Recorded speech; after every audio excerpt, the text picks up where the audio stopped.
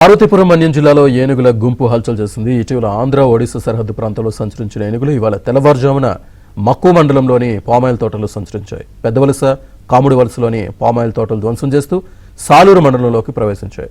ప్రజలు అప్రమత్తంగా ఉండాలని అటవీశాఖ అధికారులు సూచించారు.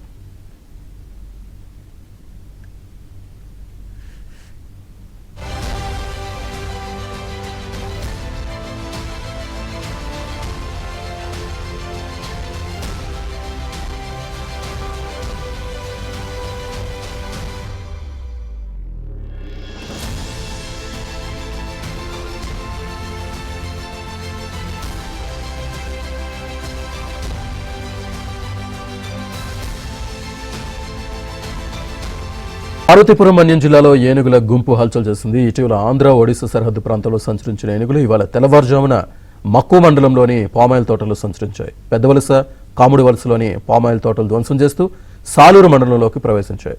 ప్రజలు అప్రమత్తంగా ఉండాలని అటవీశాఖ అధికారులు సూచించారు.